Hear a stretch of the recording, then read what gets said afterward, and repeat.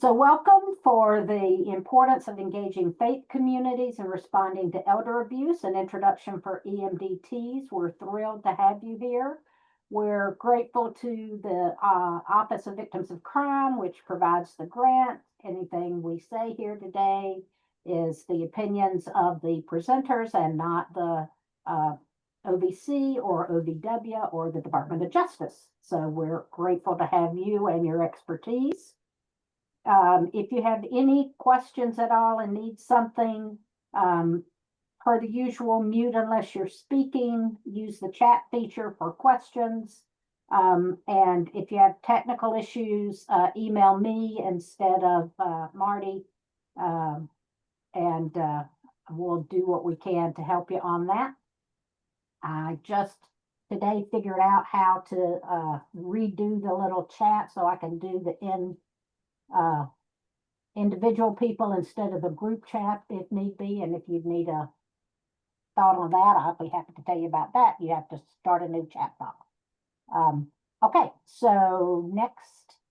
So I'm gonna let you two introduce yourselves, except to say that I've worked with these two women for several years now and have great respect for both of them. The Reverend Dr. Anne Marie Hunter and Alyson Katzman, two of my favorite folks who are out of Boston doing tremendous work there in Boston and across the nation. And I'll let y'all introduce yourselves. We have here in the room with us grantees from Virginia, Alaska, and Minnesota. So we're spread out over the country as well, and we're expecting some from North Carolina and California, and one other today that might hopefully will still be able to jump on. So I'll let you introduce yourselves, and you can take it from there. Great, thank you, Lisa. We're delighted to be here with you all. I'm really excited. My name is Anne Marie Hunter, and I am co-director of Safe Havens Interfaith Partnership Against Domestic Violence and Elder Abuse. I'm also a United Methodist pastor, and in addition, I've worked at a couple of domestic violence service agencies during my career. So I kind of am seeing this from several angles, and we've actually also partnered with the National Clearinghouse on Abuse in Later Not Life and the National Center on Elder Abuse for the last few years. So I'm delighted to be here with you all, and welcome. And I'll turn it over to Alyson. Hi, everyone. Good morning, good afternoon. I don't think it's evening for anyone yet. My name is Alyson Morse Katzman. I am a co-director with Anne Marie. Anne Marie didn't mention, but she's also one of the founders of Safe Havens. So I joined Anne Marie when we were still pretty new then, and we met Lisa, I believe, around 2011 or 12. And this work is really, really important, and it's very dear to our hearts, working to connect faith communities and people who are serving other people who are experiencing elder abuse. So today, it is our hope that you will be able to understand how faith can be a resource for people who experience abuse as well as a weapon. Yes, I did. We hope that you will understand how the relationships that older adults enjoy with their faith communities and faith leaders can be life-giving. We will consider how abuse can be spiritual, and we're going to explore how faith communities and faith leaders who actually receive training can be a big support for referrals to those who are experiencing elder abuse. A little bit about Safe Havens. Anne Marie mentioned that we have been working with the National Clearinghouse on abuse in later life. We started working with them in around 2008, and we have been working with the National Center on elder abuse since 2020. But before all that, we started out in the greater Boston area, just raising awareness about the fact that there is an intersection between people who experience abuse, and if they're faith-based, their faith communities and their understanding of faith and understanding of what happens. And we started out very locally. We developed a very intense training that was aimed to have faith communities partnering with service providers, because we don't expect faith communities to become experts on any form of abuse. And we don't think that service providers of any kind are going to necessarily be experts on faith and all different kinds of faith. And that particular model was seen by the Office on Violence Against Women, and they asked us to apply for funding to provide technical assistance on this intersection. And we have been providing technical assistance to OVW funded grantees since 2003. And everything that we learn locally, we have brought to the national front. And what we learn nationally, we bring to our local front. But basically, the main thing is that the role of faith can be a very important resource or barrier for those who experience abuse, whether it's elder abuse or dating violence or stalking or domestic or sexual violence, any of the crimes. Understanding faith is being culturally relevant and understanding how people see their world. So we're gonna, hopefully you'll understand a little bit more. I want to point out that we have developed resources, we have developed trainings on elder abuse and faith, on domestic violence and sexual violence and faith. And if you're interested in any of our resources, I'll put our website up later. So as a way of welcoming, I just asked you to think about all of the older adults that you may have worked with, those people who have taught you so much. They certainly have taught us so much. They've shared their lives, they've shared their stories, and really have encouraged us to continue in this work. So let's just take a moment and think about them. One of the stories that comes to mind is one of my congregants, actually. I'm a United Methodist pastor, as I said, and I had a church for 6 years north of Boston. And one of my congregants was in the hospital with a broken wrist. She was an older woman and she lived alone in her apartment independently. And so I heard that she had fallen and broken her wrist, and I went and saw her at the hospital and had the usual, hospital pastor visit, blah, blah, blah, 15 minutes just to check in and see how she's doing. And it wasn't until months later that I found out that she had not fallen and broken her wrist. What actually happened was her grandson broke into the apartment or her home, demanded money. She had decided after giving him money a couple times she wasn't going to do that again, so she said no, and he pushed her and she fell and broke her wrist. And that's what's actually happened, but I only found that out from another family member. I did not find that out from her. And just so you kind of get a sense of how this can intersect in the life of a congregation, how this would come to a faith leader's awareness, and then what does the faith leader do with that? It's the question. And in my case, because I had zero training, I did not do what I should have. And that's why I and Safe Havens, all of us are kind of on a campaign, shall we say, for all the older adults that we know are out there in our congregations and our communities who need help and support and are not necessarily getting it. So we're all about training everyone we can. I want to just point out that if you have questions, please use the chat. We'll get to them as soon as we see them. And if we don't have time, we'll answer them later. So let's consider the importance of faith in the lives of older adults. And what do we know about that? We know that there are a lot of older adults who are very faith affiliated. While across the board of people all the way down to younger millennials, where 60% of Americans identify as faithful, for older adults, that number rockets up to about 90% of people who are faithful. Also, the United States is religiously diverse, and that means that an older adult could affiliate with one of many different faith traditions. And each of these faith traditions, even within a denomination, because it might be based on your locality, has different traditions and its own beliefs and cultural norms that we need to take into account. Hold on.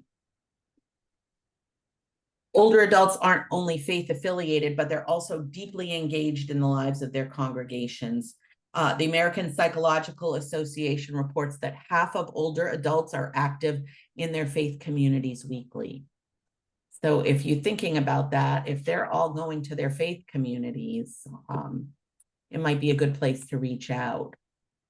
Under-resourced communities need and deserve a special attention because they bear a disproportionate burden of violence and face additional barriers to safety. Many of these communities are also where faith is particularly vibrant and central, and faith leaders are deeply trusted.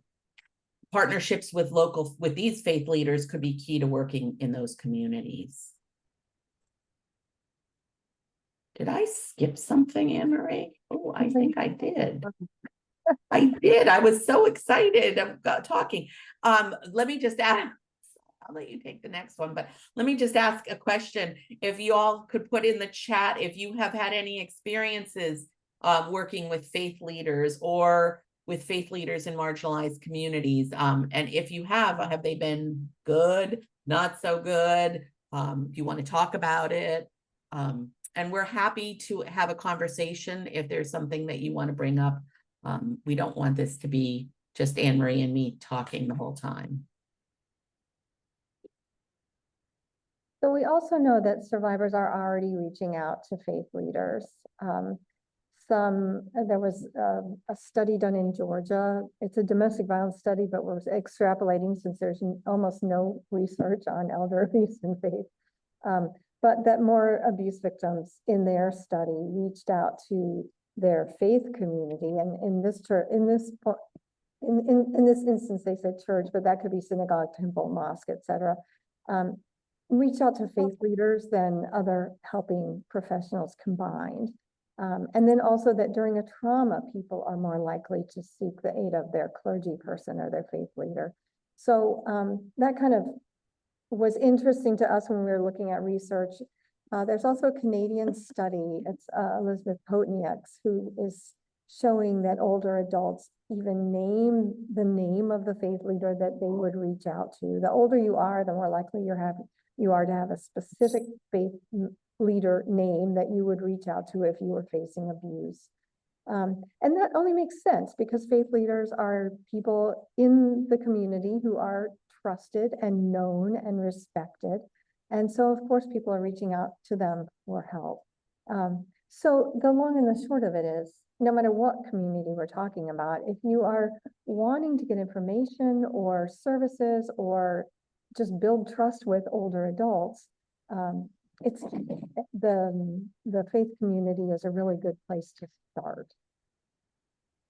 So part of the reason for that is sort of the social location of faith leaders themselves. They are perfectly located to be a listening ear, to see what's going on, to recognize red flags, to be a bridge to resources and to your services.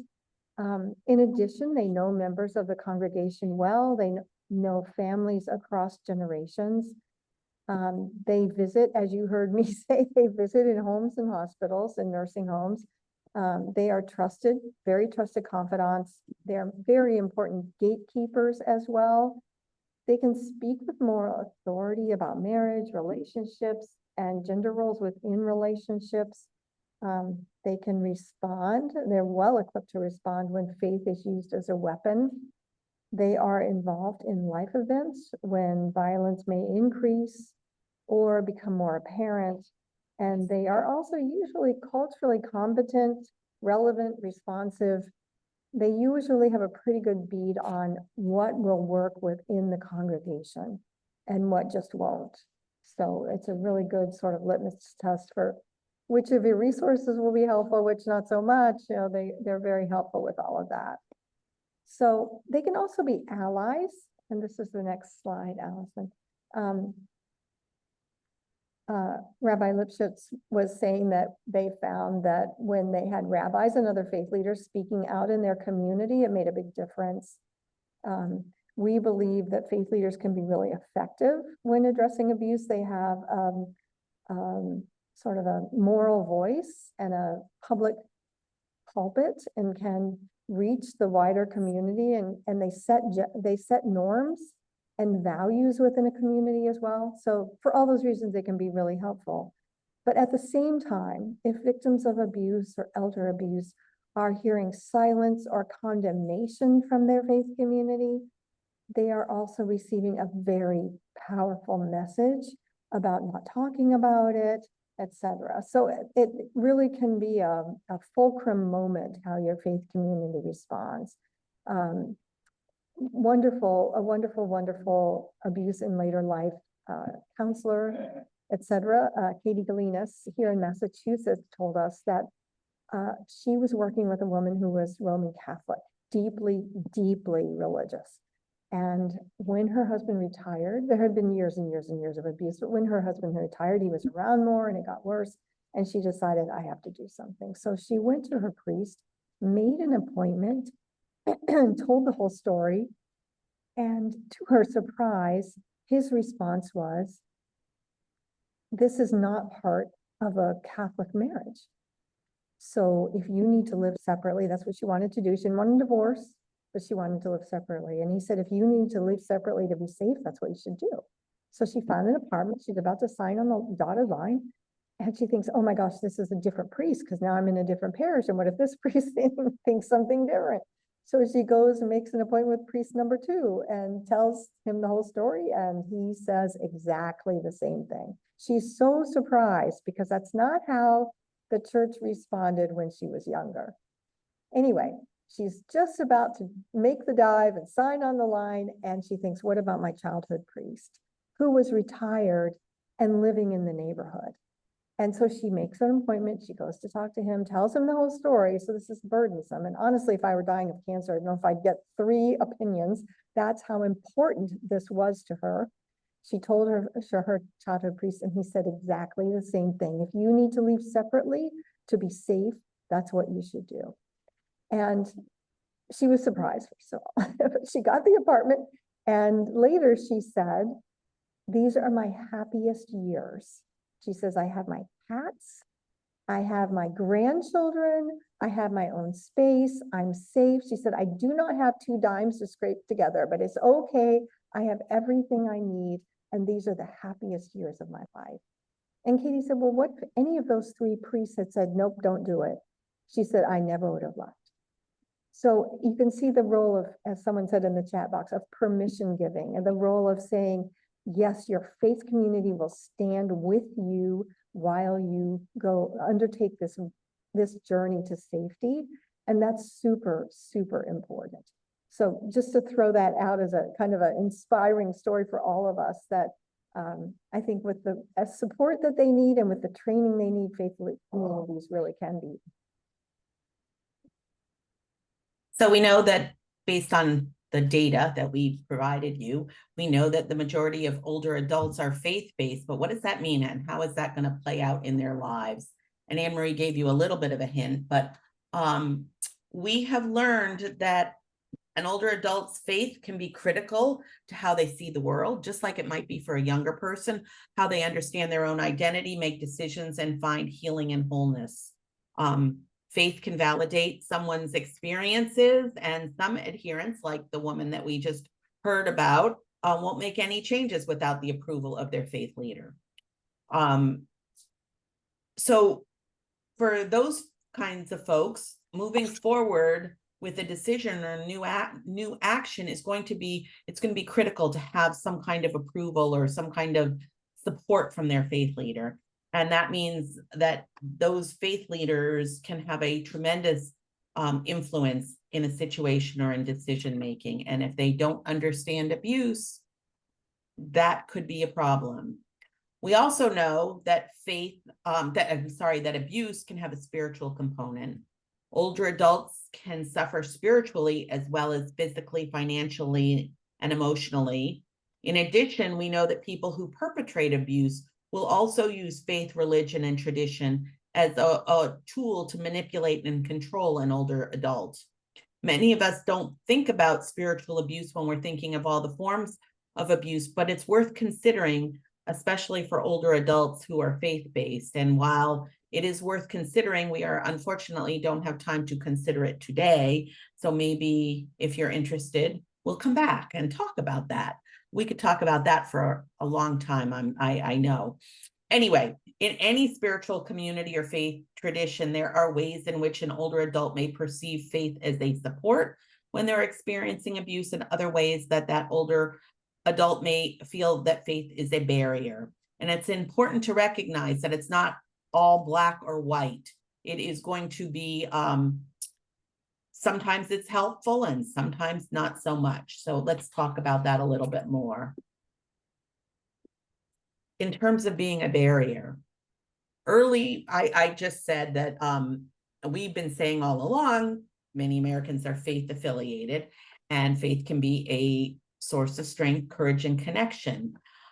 However, faith leaders, Anne-Marie mentioned, and you saw in her stories, that faith leaders aren't always helpful. For one, many tenets of faith have been misinterpreted by faith leaders or used by perpetrators to support abuse.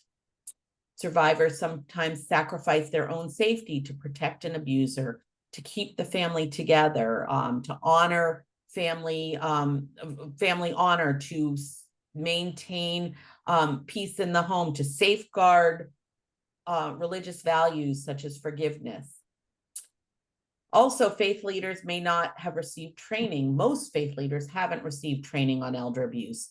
And as a result, faith leaders and people in the faith community can be manipulated by abusers, or they may minimize the seriousness of the abuse because they just don't understand. And we're going to explore how some of those barriers to safety affect people who are facing abuse.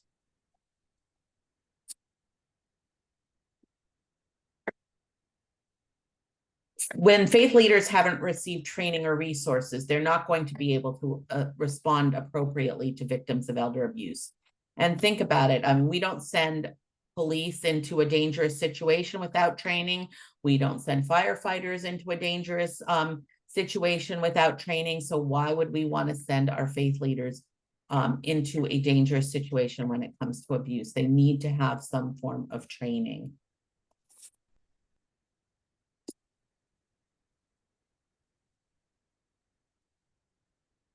If faith leaders haven't received that training, the abuse could be silenced or denied. Survivors may be judged or blamed. Their disclosure may not be held in confidence. All too often, faith leaders have not known how to listen to these experiences. It's hard to hear. You all know that. It's very hard to hear disclosures of abuse. They don't know how. Faith leaders and people in the community may not know how to bear witness to the suffering that's happening in their own congregations. And with the best of intentions, faith leaders may actually endanger or prolong the agony that older adults who are experiencing abuse may face.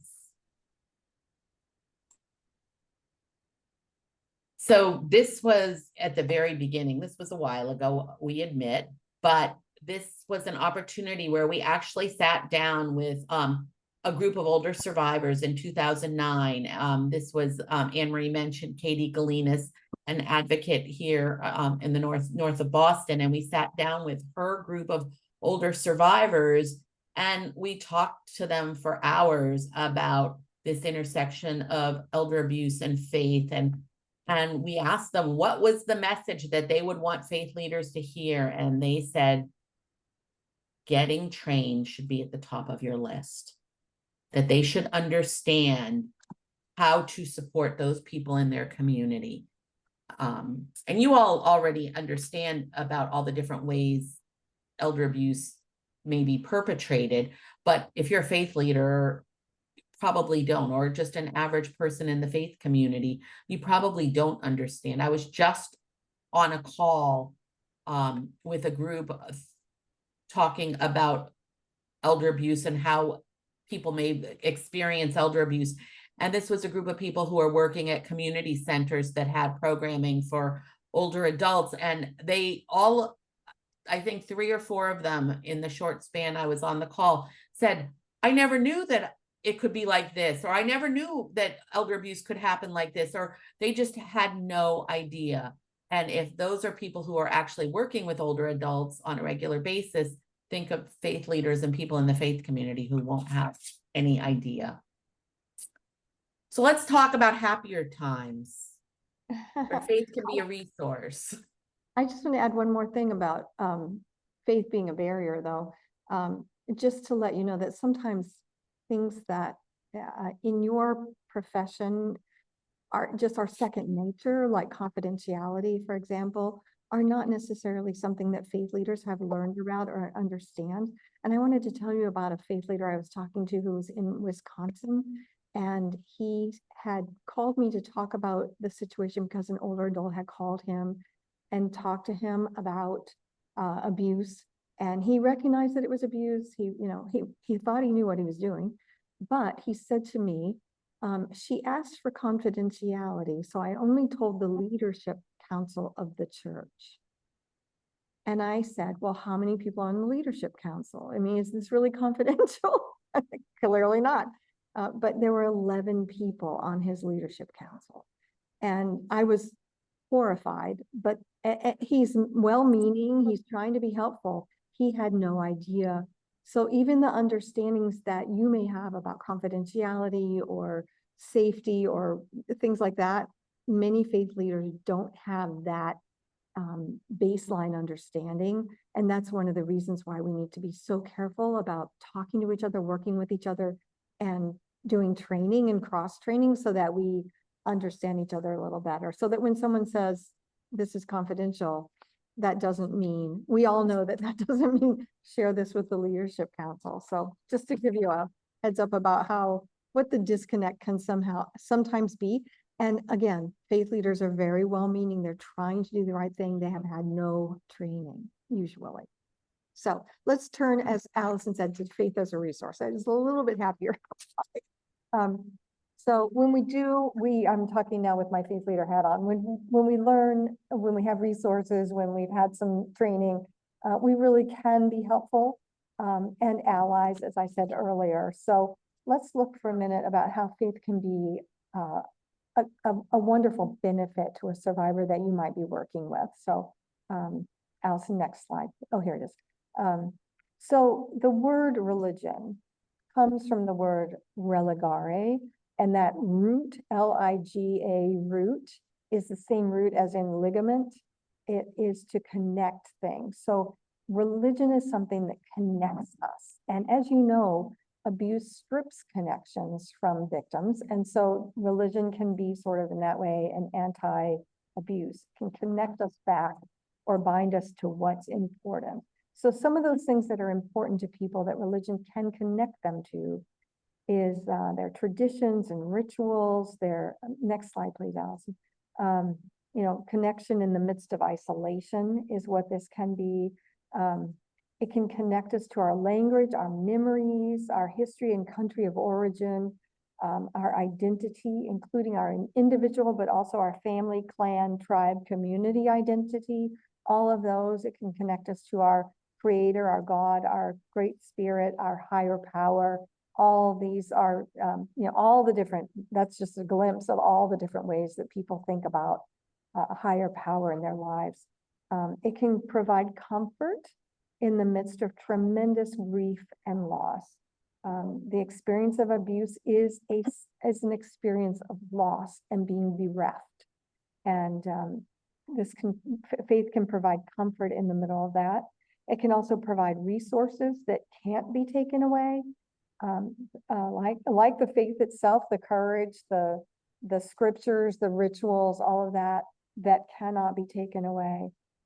And it can help people grieve the losses, to name them and to understand the enormity of what we lose as we go on this journey towards safety. In addition, faith can provide centering. And I say that because experiencing any form of abuse is an experience of being on shifting sand. It is an experience of being completely off balance. Every time you think you know what's going on, the rug is pulled out from under you. Just that sense of everything around you is moving and changing in a way that you are not in charge of. And so you feel out of control of your own life. When people are in the midst of that chaos and they feel out of balance and out of control, Faith can help us stay oriented and centered. And I say that because faith is one of the ways that people orient themselves in space and time. For example, they may mark time with particular liturgical seasons, or they may pray 5 times a day facing east, or they may worship in a sanctuary that faces a particular direction, or they may do a labyrinth that kind of winds around and brings them to a center. So there are all these different places that faith, different ways that faith can help us center ourselves and also keep our feet on the ground and keep connected to who we really are, our core identity. So all of those are really important, the way we mark time, the way we recognize space and sacred space as well, helping us stay centered and also connected to our sense of human dignity. So faith can also give us courage. And remember, this is a situation of trauma and fear and terrorism, really. And so faith and spirituality, whether we're meditating or whether we're praying or reading scripture, whatever it is, it's connecting us to sources of courage and strength that we will need to weather the moment of trauma and move forward little bit by little bit by little bit and hold on to hope as we're doing them. So faith can be tremendously important in folks' lives. So we have a poll for you. Regarding your efforts in connecting with faith leaders and communities, think about it as a way to increase access to your services. So say a faith leader discovers that one of the congregants is experiencing abuse in later life. You want that person to refer the victim or survivor to you. Have you had success with that? Not so much. Without success, or I haven't been able to try that. We're just interested in where you all are coming from here. Oh, okay. So it looks like everyone hasn't tried to connect. So I'm hopeful that after this webinar, and if you need any support or help, just contact me or Alyson. Yeah, we hope that you'll try to reach out. Our nirvana, if you will, is to have communities where faith leaders know about abuse and know where to refer folks. So they can do what they can do. And we'll talk in a minute about roles, but we really want them to know how to refer to you and where you are and what you do and all of that. So yeah, thank you for that. Thank you for answering the poll. So there are lots of reasons that we've given you, we think, to build partnerships with faith leaders and faith communities. Let's talk about getting started to do that.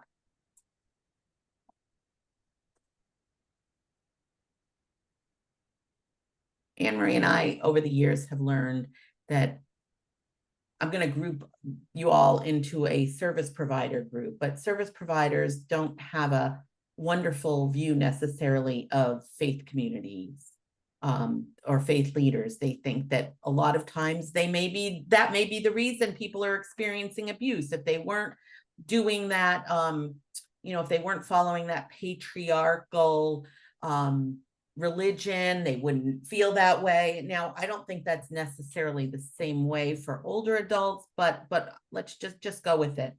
And faith communities don't always have a great trust of service providers. They think that service providers are going to break up a family or tell people to not support each other. And that makes it very difficult. And it's important, if you're going to start out to try and develop a relationship, you want to build that on mutual trust and collaboration. Trust is the foundation of any partnership, and we really would love to see you all creating partnerships or at least relationships. And when I say partnership, I don't think I mean like a full-blown partnership, but have be able to collaborate together to support the people in your community who are experiencing elder abuse. But know, as you all know, that trust takes time and presence and patience. And that's really important to remember. Safe Havens' work is to increase support from faith communities.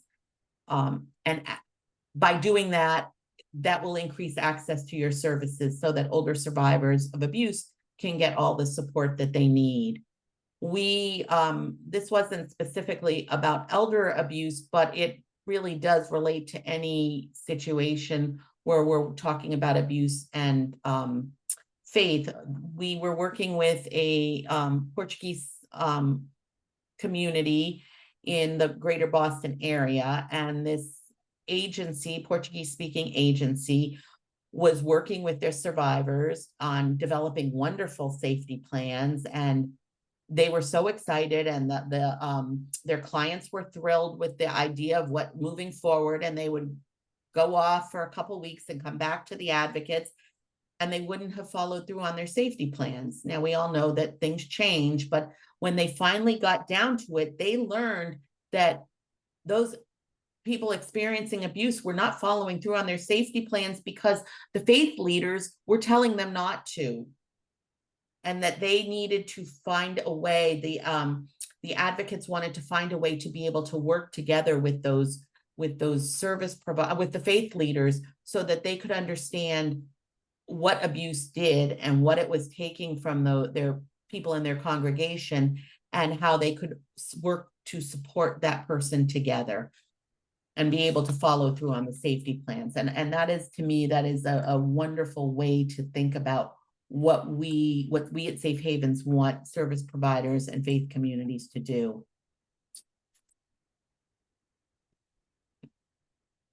So all good partnerships or working relationships are built on good boundaries, and you know, just the same as good fences make good neighbors. So we don't want to be stepping on each other's toes, and we don't want to be doing each other's work, and we don't want to be reinventing the wheel or any of that. So we've thought a lot about the roles that we want faith leaders to take. And we've come up with a few. I want to talk about them here just a little bit. So you know, also so that you know what we are telling faith communities that we want them to do. So first, in the area of intervention, in other words, working with a particular individual client or person, we really want them to provide safe, compassionate, and note the word confidential, and that may take some training, listening to survivors. That it's really important for survivors to be heard. You may have heard about Judy Herman's work on healing, and she's really encouraging us all to know when you ask survivors what they need, one of the things they say is, I need to be heard. I need to be able to tell the whole story from beginning to end in my own words without being interrupted, without people jumping in with a quick fix. I just need to be able to talk about it. So that confidential listening is really important. Not that you all are not doing that, I don't mean that, but that faith leaders can do that as well. And then we really want faith leaders to acknowledge that this sounds traumatic. This sounds like abuse. This sounds really, really difficult. Just acknowledge that. And that they can also assure the survivor that they are not to blame. And remember, this is the faith community. So many faithful people believe that the faith community or the church or whatever will be on the side of the abuser. So it's really important from the get-go that we say, we are on your side. We understand that this is not your fault, and we'll do what we can to help. So that's important as well. And then the spiritual and material support. I mean, by that I mean, if a survivor of abuse comes to me and says, you know, well, I'm supposed to forgive 7 times 70, for example, that's an allusion to a Christian scripture, that I would be able to do some pushback on that and say, well, actually, if we look at that scripture, you know, that they can provide that kind of pushback in places where scriptures and traditions and prayers have been used and misused to support abuse, to keep people in abusive relationships, to minimize, to justify, whatever it is, that faith leaders are the ones who should be pushing back on that and providing spiritual guidance and leadership on that. And then for material support, many faith communities and faith leaders, you know, with just a few phone calls can come up with things that people need. Sometimes it's money, sometimes it's rent, sometimes it's whatever. There's a lot there. It's usually a pretty good network of resources. And then referrals, and that's where we hope that they are referring to you, to your services. We want them to say, you know what, I can provide spiritual support. I am with you. This is not your fault, all that great stuff. But then also there are expert services in our community. And I just met Stephanie. I'm going to use you as an example. I just met Stephanie. She's super nice. Her agency provides these services. Here's her brochure. I mean, that kind of referral, what we call sort of a warm referral. I'm not saying to someone dial 911, right? I am saying, hey, I know Stephanie. I like her. I trust her, and I trust her agency. And that is everything for the survivor, because it is so hard to reach out to a nameless, faceless agency that you haven't even known that they exist before this, right? And so because I'm trusted as a faith leader, I can build that bridge of trust to Stephanie and her agency and say, they're great. Oh, they have so much expertise. Let's just ask them what they think of this, anything like that. And also as a faith leader, I can say, you know what, you can make this phone call from my desk phone here or from my cell phone, because I have learned, I've been trained, and I know that it's hard to make a phone call when you're a survivor. It's, sometimes your phone is tracked and so forth. So you can call from here, and I will sit with you, and I will, if you'd like, and, I'll hold your hand, whatever it takes, just to make that connection.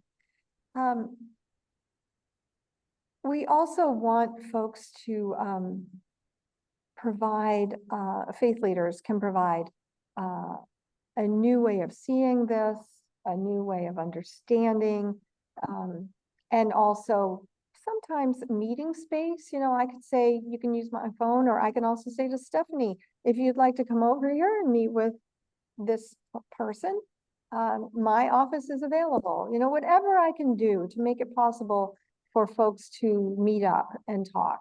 They could use my laptop for Zoom or something. I mean, anything that I can do as a faith leader to facilitate this connection, I will do. And that's what we want faith communities to be doing, is facilitating the connection between the person experiencing abuse and your services.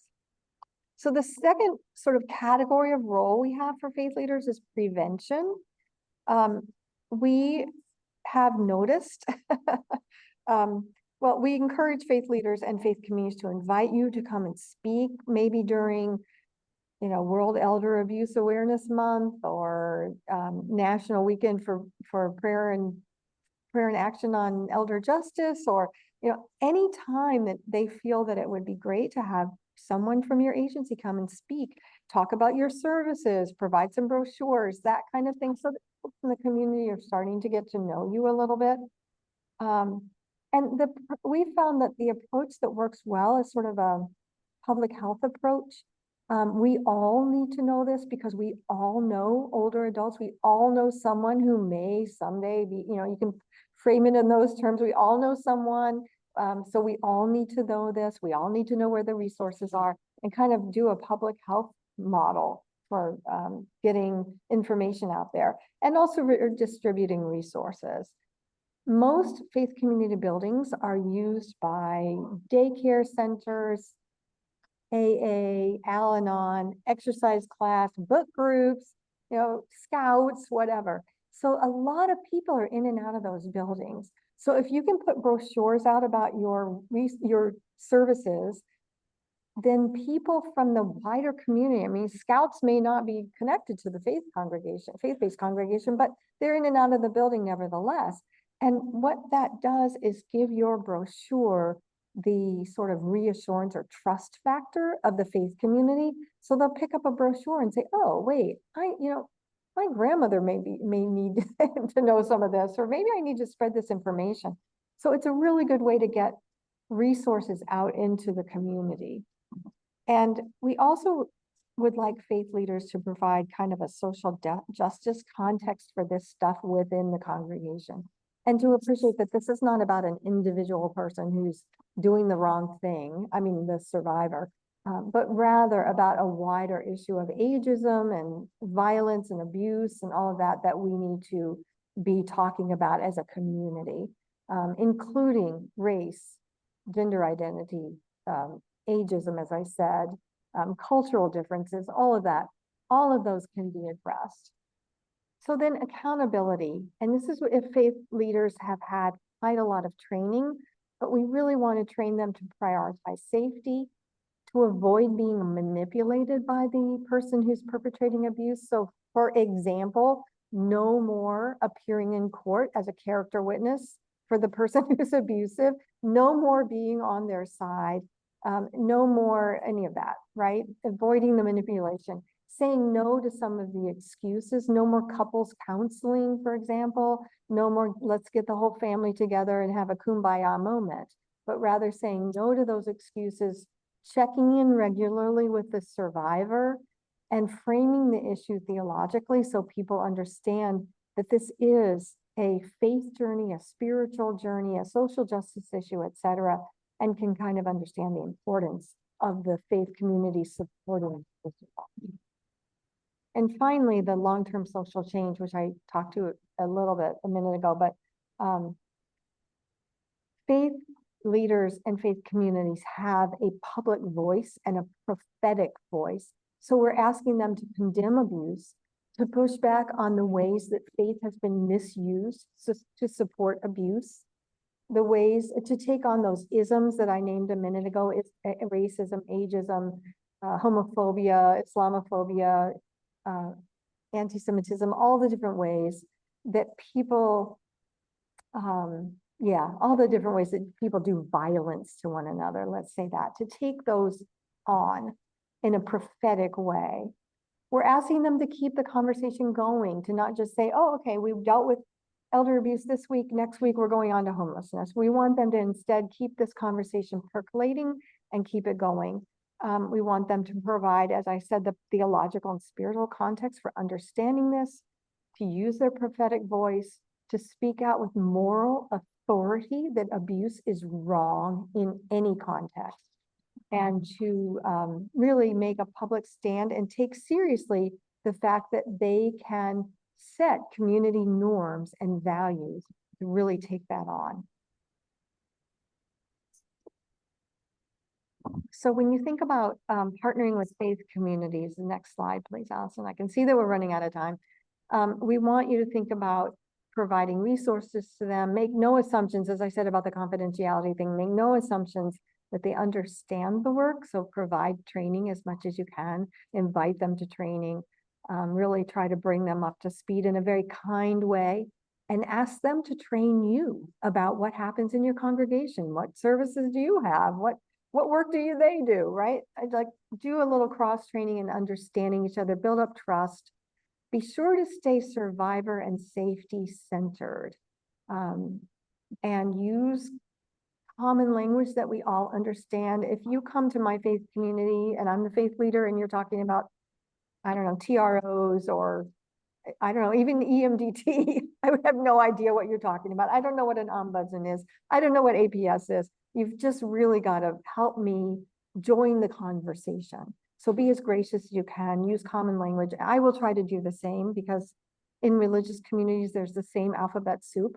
But if we can, talk about that a little bit and try to come up with common language, and then kind of invite people into the conversation and be very consistent and trustworthy, and gracious in the way that you include folks. I think it's a good way to begin. Remember that faith communities and faith leaders have expertise already. And we actually talked to faith leaders, a couple of faith leaders who were already on board, total allies. And we said, well, how did you get on board? What happened? And they said, well, the service agency came to us and said, what you're doing in the community is as important to the safety of the community as what we're doing. And the faith leaders were all on board.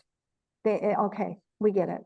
And also saying to faith leaders, we need you. And we really do need them. We really do. So we need your help. We're seeing folks from your congregation, they're coming in with theological or spiritual barriers, and we don't know how to respond. So can you help us, or can you, help us connect with other faith communities as well and get this information out so we can work together? So it's that kind of approach. Yeah.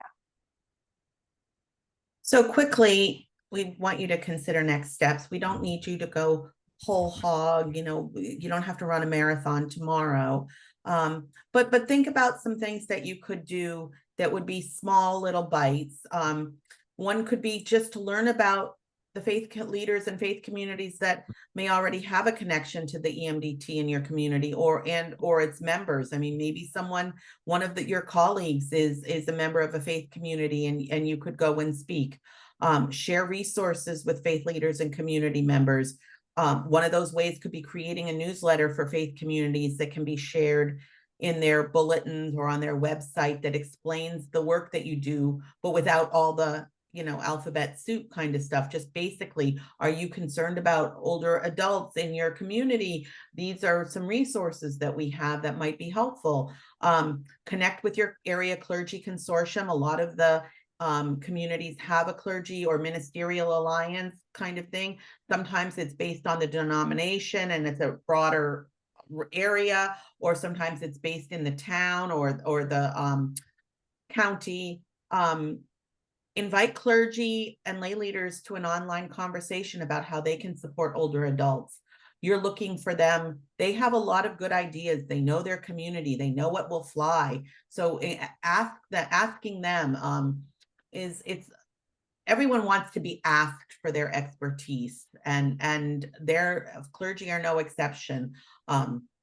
Or host a breakfast for the faith community to introduce the E-MDT to the community, a getting to know you, or show up at an event and bring flyers. There are lots of different ways to go. I was not able to access on my screens our resources that we have, but Marty will send them to you. Safe Havens, along with the National Clearinghouse on Abuse in Later Life, developed a toolkit where faith and safety meet. And that is about there are resources for advocates and service providers on one side that really take you through the very beginning steps of thinking about working with faith communities. And on the other side are resources for faith leaders that are short. They were written for faith leaders and faith community members, because they're not going to read a big thick volume about with lots of data and all of that. This is basic information, and it includes resources where they can turn, and you can always put your own resources on a sticker on the back. We also have developed faith communities and MDT issue brief, and Safe Havens provides technical assistance, and I will make sure that Marty has those and can email those to you tomorrow even. Oh, actually, it won't be tomorrow. Today's Tuesday. She doesn't work tomorrow, but you'll get them soon. I also send it to me, Alyson. I can send it out. Oh, awesome. And then I wanted to share our email addresses. We do we provide lots of technical assistance. Please feel free to send us an email if you have a question. If you're trying to work with faith community and you're struggling, or you have a question about a specific thing that you're doing, we're here to help. That is what we are here to do. And I still have a minute. And I will send your contact info and your website to folks when I send out the information that Alyson will send me. If you don't mind, if you could really quickly do the survey that we have at the end here, and I'll be able to. I guess I can't do it myself, can I? No, I got. You're supposed to always be able to evaluate yourself. Oh yeah, sure. Have at it. Let's see. And then we have one more implementation.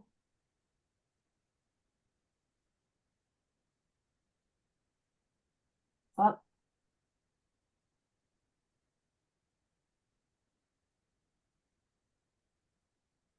Well, that's not launching.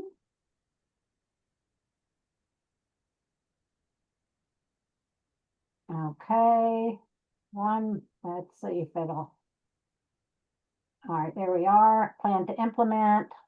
Stephanie, thanks for hanging in. Thank you. And then one more. One more? One more. Oh, you weren't kidding when you said you needed 2 minutes. Sorry. I know, it's okay. But I don't do these, so. There it is. Stephanie, you got any questions for these women real quick? I do, and I'm very interested in this topic and in implementing this. And I was wondering if on your website and the technical assistance you provide, would you be willing, do you guys do trainings in other communities, or do you have training resources?